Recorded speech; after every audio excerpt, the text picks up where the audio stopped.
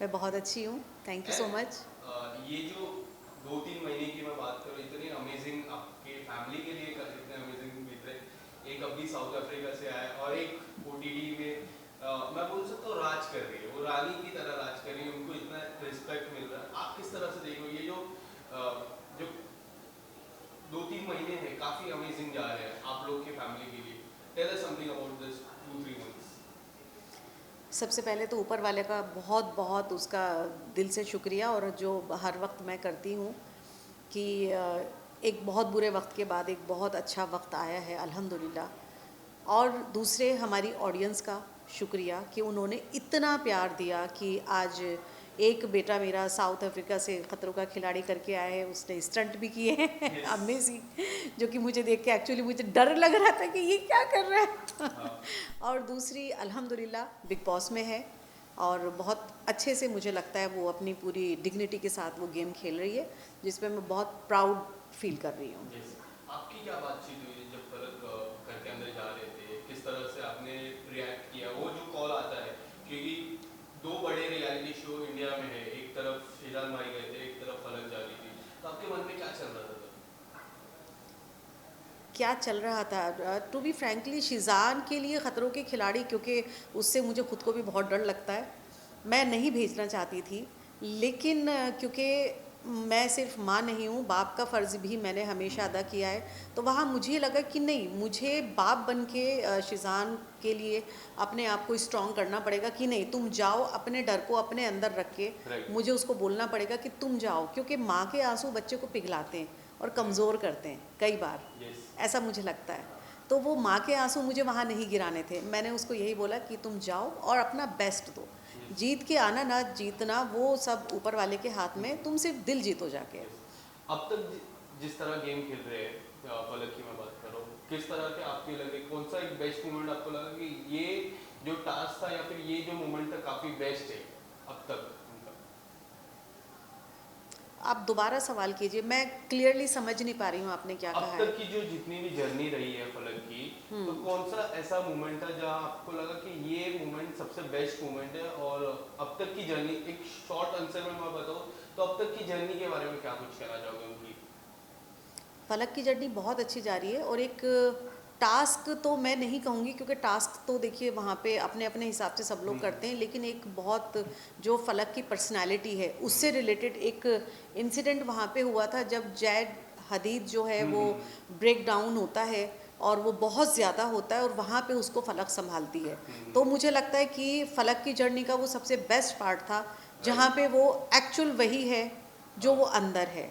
ये किस्सा I guess आप बात करो आकांक्षा के जाने के बाद जो दूसरा टास्क आता है, जहाँ पूजा मैम भी रहते हैं, फलक रहते हैं, ये किस्सा उसी समय का आई गेस जब जैक सबसे ज़्यादा ब्रेक डाउन हुए थे घर पे आई गेस। यस, वो बहुत ज़्यादा ब्रेक डाउन हुए थे, उन्होंने अपना सामान वामान सारा नीचे निकाल लिया था, और बहुत ज़्यादा वो रो रहा था उस टाइम। हालांकि फलक उससे बात नहीं कर रही थी, क्योंकि उससे पहले वो कुछ शेमिंग वाला इंसिडेंट हुआ था, बेबिका के साथ जैद की लड़ाई हुई थी, और उस लड़ाई के बाद फलक ने, आपने देखा ही होगा कि वो उसको प्यार से जादू जादू बोलती, और उसने उसको भाई बना लिया है अपना, और वो उसको उसी तरह से ट्रीट भी करती थी कि लाइक माय ब्रदर। लेकिन वो एक इंसिडेंट वहाँ ऐसा हुआ कि जहाँ पे फलक को लगा कि नहीं, इसको मैं भाई नहीं बनाऊंगी, और वहाँ पे उसने, ये मैंने कहते हुए सुना, उसने बोला कि नहीं, मेरा हो गया, किसी की रिस्पेक्ट के आगे मैं रिलेशन भी नहीं है मेरा, उससे बढ़ के नहीं है, और वो ऐसी ही है, और उसने वहाँ वो ख़त्म कर दिया था। बट जिस दिन जैद हदीद को ब्रेक डाउन हुआ, उस दिन फलक ने बहुत ज़्यादा स्ट्रांगली और बहुत समझदारी के साथ, वो कहते हैं ना कि उसने वो सब कुछ प्लान नहीं किया, वो टास्क में नहीं थी, वहाँ उसका दिमाग नहीं, उसका दिल चला, और उसने उस दिल के साथ जैद को बहुत अच्छे से संभाला।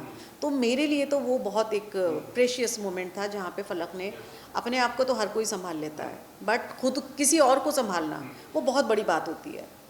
फलक जी की मैं बात करूँ तो जिस तरह वो लोगों से जो रिलेशन बनाया, इतना अच्छा बना, इतना प्योरिटी वाला relation, but Puja ma'am, Cyrus ji जो अब नहीं है घर पे, अविनाश हो गया, ये जो ग्रुप है उसके उस ग्रुप के बारे में क्या कुछ कहना चाहोगे?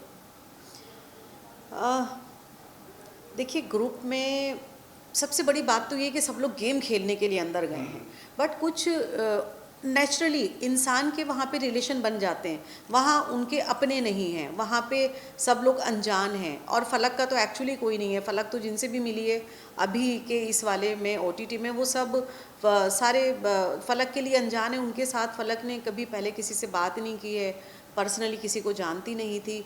तो एक वो कंफर्ट जोन आ जाता है जहाँ दो लोगों की सोच एक जैसी होती है, तो वो सारे अच्छे हैं। पूजा मैम का जो है वो बहुत ज़्यादा सीनियर हैं, तो मुझे लगता है कि फलक को उनकी रिस्पेक्ट की वजह से, जहाँ पे उसको काफ़ी चीज़ें वो बोल सकती है, लेकिन वो रिस्पेक्ट की वजह से वो वहाँ पे अपने आप को रोक देती है। फलक और अविनाश की मैं बात करूँ, मुझे ऐसा लगता है कि घर पे पूजा मैम के बाद सबसे ज़्यादा जो मैच्योर लेवल की बात होती है वो दोनों में मुझे कई हद तक नज़र आती है। जिस तरह अविनाश ने उनको कहा कि आई लाइक यू, और जिस तरह उन्होंने लिया, और बहुत अच्छे से वो दोनों के बीच में जो अंडरस्टैंडिंग थी वो एक रहती कि मैच्योर जो लोग बात करते हैं उस तरह से झलकी। आप as a viewer point of view आपको कैसा लगा, और जब उन्होंने कहा तो आपका क्या थिंकिंग था? देखिए, इस सवाल का जवाब फलक ने खुद ही उसमें बिग बॉस के अंदर दे दिया था कि हम दोनों निब्बा निब्बी तो है नहीं, आई एम सॉरी तो हम दोनों मेच्योर हैं। तो उन्होंने मेच्योरिटी के साथ किसी को पसंद करना, किसी को पसंद करना और अपनी पसंद का इजहार करना बिल्कुल गलत नहीं है। अगर आप किसी को पसंद करते हैं तो आपको बोलना चाहिए, लेकिन उसकी पसंद को सामने वाला कैसे लेता है, उनको टाइम देना चाहिए एक दूसरे को, वो बिल्कुल सही है। मैं उस चीज़ से अग्री करती हूँ। मनीषा रानी फलक भी कहती है, बट जब भी नॉमिनेशन का टास्क होता है या फिर जब कंटेस्टेंट को नॉमिनेट करना रहता है वो हमेशा फलक का नाम लेती है, ऐसा क्यों आपको लगता है? और 3 बार या 4 बार से भी ज्यादा उन्होंने नाम लिया था। कल भी इस चीज का जिक्र हुआ था, कल का आपने देखा रहेगा। बिल्कुल आपको बिल्कुल। क्या लगता है वो रिलेशन कितना रियल है कितना फेक है? देखिए, यहाँ पे कुछ लोग सिर्फ गेम खेलने आए, उनको गेम खेलने के लिए रिलेशन वहाँ पे बनाने पड़ रहे हैं, और कुछ लोग रिलेशन में हैं, उनके लिए गेम जो है वो सिर्फ एक गेम है। गेम के आगे भी उनको अपने वो रिलेशन अपनी उसी डिग्निटी के साथ, अपने उसी प्योर सोल के साथ उनको आगे भी मेंटेन करने हैं।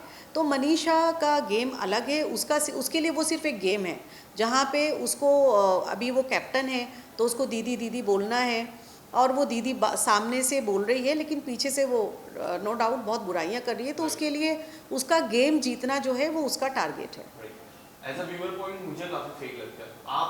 आप व्यूअर पॉइंट भी है और आप फैमिली मेंबर भी हो, तो आपको कितना रियल लगता है कितना फेक लगता है? और वो जब घर के बाहर आएंगे फलक, कभी भी ट्रॉफी लेके आए या फिर पहले भी आए, आप इस चीज पे जिक्र करने वाले हो कि जो मनीषा रानी है वो काफी फेक थी? नहीं, देखिए, इस चीज़ पे मैं कोई कमेंट नहीं करना चाहूँगी, क्योंकि ये एक गेम है और हर इंसान की अपनी एक जर्नी होती है, उसकी अपनी एक मंजिल होती है। फलक का जो है वो, और ये जो मैं शो देख रही हूँ ये मैं एज ए मदर नहीं देख रही हूँ, मैं भी एज ए व्यूअर ही उस शो को मैं देखती हूँ। अगर मदर देखती तो मैं उसको अंदर ही जाने नहीं देती, मैं मना ही कर देती। एवरेज के आने के बाद कितना एनवायरनमेंट में बदलाव आया है?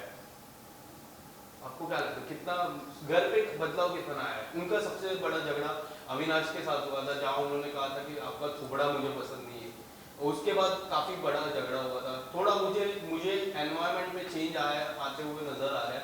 आप अगर कुछ बताना चाहोगे एवरेज के बाद, आशिका का तो अलग सवाल रहेगा, एवरेज के बाद कितना घर पे बदलाव आया है, और अभिषेक के गेम पे कितना बदलाव आया है? देखिए, जब कोई वाइल्ड कार्ड एंट्री होती है तो उनके पास प्लस पॉइंट ये होता है कि वो बाहर से सब कुछ देख कर जाते हैं, और सबके बारे में उनको एक एक चीज़ पता होती है, उनका स्ट्रॉन्ग पॉइंट भी, उनका ट्रिगर करना, उनका वीक पॉइंट भी। तो ये चीज़ें हैं, ये चीज़ उनके लिए बेनिफिशियल है, किसी के लिए भी। एल्विश से मेरी पर्सनली, मैं उनको नहीं जानती हूँ, गेम के लिए आया है तो डेफिनेटली अपने एफर्ट्स ही डालेगा, और डालने भी चाहिए उसको। और उसके आने से काफ़ी वो कहते हैं ना कि घर के अंदर एक भूचाल आ गया है, जो कि आना चाहिए था, तो वो अच्छा लग रहा है देखने में। फल, फलक जी जब घर के गए थे तब उन्होंने काफी सारी बातें की थी जिससे फलक काफी इमोशनल हुई थी।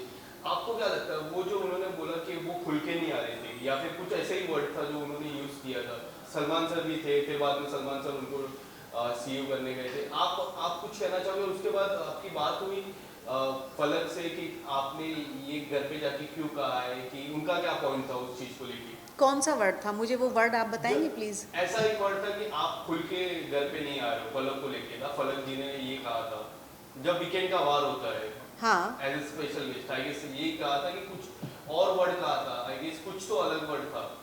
कि फलक खुल के गेम नहीं खेल रही है। हाँ, उसके बाद थोड़ा इमोशन भी हुए थे फलक घर पे। हाँ, वो एक्चुअली राइट वो ये था कि आप खुल के बाहर नहीं आ रहे हो, हाँ। आप तो उसके ऊपर वो शपक गई थी, जब आप हाँ, शपक की शपथ बात की, कर रहे हैं, आप शपथ की। एक्चुअली दोनों बहनों में कंफ्यूज हो गए शपथ ने और फलक आपने को मुझे भी कहा। कंफ्यूज कर हाँ, दिया।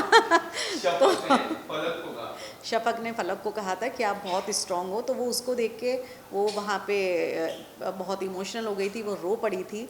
तो उसने ये कहा था कि यहाँ पे सब लोग चिल्लाते हैं और मैं चिल्ला नहीं सकती। हाँ, तो उसको वो मैंने अपने पहले भी इंटरव्यू में ये चीज़ बोली है कि वो चिल्लाने वाला माहौल हमारी फैमिली में नहीं है।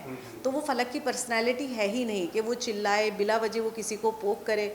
अगर कोई करता है तो वो ये कोशिश करती है कि हम इस पे रिएक्ट ना करें। हमारा मानना ये है कि किसी भी चीज़ को बहुत प्यार से हैंडल किया जा सकता है। रहे सवाल आपको अभिषेक और फलक का किस तरह का रिश्ता लगता है, क्योंकि काफी सारी बातें हुई है, वो एज अ ब्रदर मानती है, बट बाहर से काफी सारी पॉइंट्स आए हैं उनके ब्रदर के तरफ से, उनके यूट्यूब चैनल पे काफी सारी बातें हुई, आपने उनका वीडियो देखा रहेगा, मैंने पर्सनली वीडियो देखा है, ना के फलक को लेके, शीजान को लेके काफी सारी बातें उन्होंने कही अपने यूट्यूब चैनल पे। वो एक हमारे इंडिया के सबसे बड़े यूट्यूबर है। आप अगर कुछ बताना चाहोगे, उस वीडियो को आपने देखा रहेगा, उसके बाद अगर कुछ आप बताओगे। मैंने उस वीडियो पे ऑलरेडी बात मैं पहले भी मैं कर चुकी हूँ, तो अभी भी मेरा यही है कि आप रोस्ट कीजिए, मजाक कीजिए, एंटरटेन कीजिए लोगों को, लेकिन किसी की फीलिंग्स को हर्ट करके आप ये मत कीजिए, ये बहुत बुरा लगता है। हमारे साथ तो जो हुआ है वो आपने एक रोस्टिंग के थ्रू आपने बहुत गलत तरीके से वो चीज़ बोली है, बट मैं फिर भी यही दुआ करूँगी कि किसी के ऊपर भी, किसी के भी बच्चे पे, किसी की भी फैमिली पे ऐसा बुरा वक्त नहीं आना चाहिए कि जहाँ पे किसी का मजाक करना भी आपको हर्ट कर जाए। मैं सिर्फ इतना ही कहूँगी, बाकी सब समझदार हैं। और फलक का और अभिषेक का जो रिश्ता है वो एक्चुअली बहुत अच्छा बन रहा है। अभिषेक बहुत अच्छा खेल रहा है, तो मुझे लगता है कि बाहर आने के बाद उनका रिलेशन रहने वाला है। और एक इम्पोर्टेंट चीज़ जो यहाँ पे सब लोग भूलते हैं, ये गेम है, तो इसको गेम की तरह क्यों नहीं ले रहे हैं हम लोग? हम इतने पर्सनल क्यों कर रहे हैं एक दूसरे पे अटैक? ये मुझे लगता है नहीं होना चाहिए। अपनी ओपिनियन रखें, आप ओपिनियन रखें, लेकिन वो अंदर की सिचुएशंस हैं, अंदर के टास्क हैं। बाहर आने के बाद में भी पॉसिबल है कि एल्विश के साथ, अभिषेक के साथ और पूजा मैम के साथ और बेबिका के साथ, मनीषा के साथ सबके रिलेशन अच्छे हों।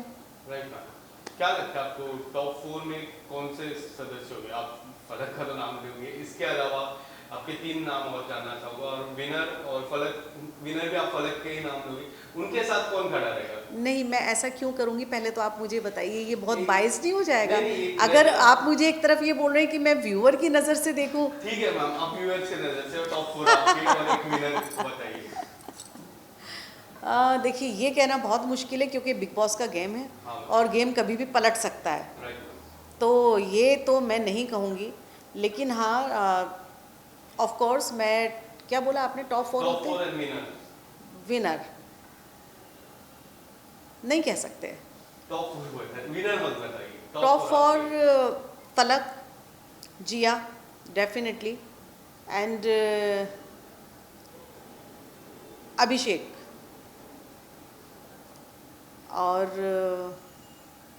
कौन है, पूजा जी। आपने अविनाश का नाम नहीं लिया, ये एक सबसे बड़ा।